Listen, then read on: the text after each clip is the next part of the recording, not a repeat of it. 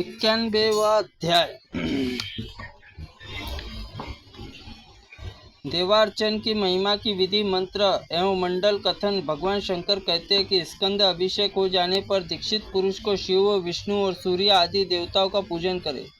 जो शंख मेरी आदि वाद्यों का ध्वनि के साथ देवताओं का पंचगव्य से स्नान कराता है, वो अपने कुल में उद्धार करके स्वयं देवलोक जाता है। अभिनंदन, कोटि सहस्त्र वर्षों में जब जो पाप उर्जित किया गया है वह सब देवताओं के घी का अभयंग लगाने से भस्म हो जाता है। एक आड़स घी आदि देवताओं को नहलाकर मनुष्य देवता हो जाता है।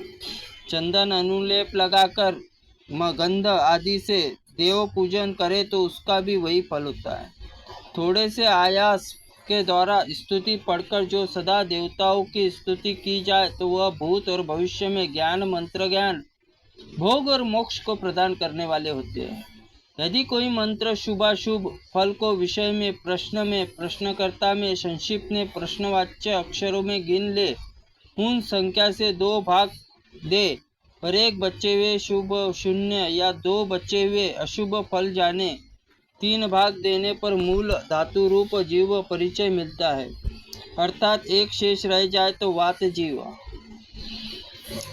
2 शेष रहे तो पित्त जीव, 3 शेष रहे तो कफ जीव जाने और 4 भाग देने पर ब्रह्मांड वर्ग में बुद्धि होती है। तात्पर्य यह है कि एक बच्चे बाकी उस मंत्र से ब्राह्मण बुद्धि, 2 बचने पर क्षत्रिय बुद्धि, 3 बचने पर वैश्य बुद्धि, 4 बचने पर शूद्र बुद्धि करे। 5 भाग देने पर शेष के अनुसार भूत तत्व के आदि का बोध होता है।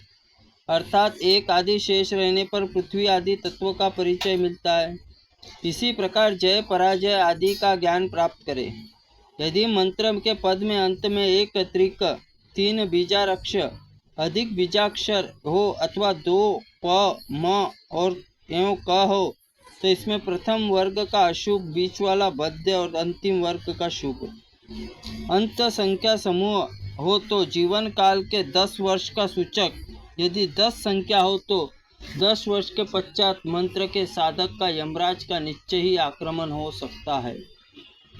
सूर्य, गणपति, शिव, दुर्गा, लक्ष्मी, विष्णु भगवान मंत्रों के अक्षरों को जप में तत्पर कठिनैया अंगुली से स्पर्श करिए। गए कमल पत्र में गोमूत्राकार रेखा पर एक त्रिक से आरंभ करके 12 त्रिक पर्यंत लिखे। अर्थात उक्त मंत्रों को 3 अक्षरों के समुदाय में से 1 से लेकर 12 स्थानों को पृथक पृथक लिखे। इसी प्रकार 64 कोष्ठों में एक मंडल बनाकर उसमें मरुत य, व्योम ह कोष्ठ से लेकर 8वें कोष्ठ तक लिखे। इन सब स्थानों पर पासा फेंकने के अथवा स्पर्श करने के शुभाशुभ को परिज्ञान होता है। विषम संख्या वाले स्थानों पर पासा पड़े तो स्पर्श और शुभ, और सब सम संख्या पर पड़े तो अशुभ फल होता है। य और ह इन 3 बीजों के 8 त्रिक है। वे ध्वज आदि आर्यों के प्रतीक है। इन्हीं आयों में जो सम है और वे अशुभ है, विषम आय शुभप्रद कहे गए। क आदि अक्षरों को 16 अक्षरों में तथा 16 स्वरों में क से आदि से युक्त करके सबके आ ई यह पल्लव लगा दे।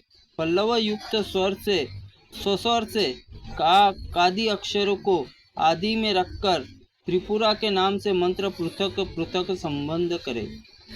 उनमें आदि में ओम ही जोड़कर अंत में नमः पद लगाकर इस प्रकार पूजन कर्म उपयोग आने वाला इन मंत्रों का प्रस्तार 20,160 संख्या का पहुंच जाता है।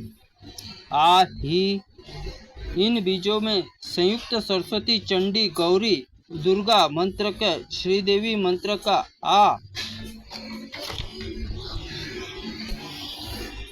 श्री इन बीजों से युक्त है। सूर्य मंत्र आ शौ इन बीजों से, शिव मंत्र आ हौ इन बीजों से, गणेश मंत्र आ ग इन बीजों से, हरि के मंत्र आ और ह इन बीजों से युक्त है।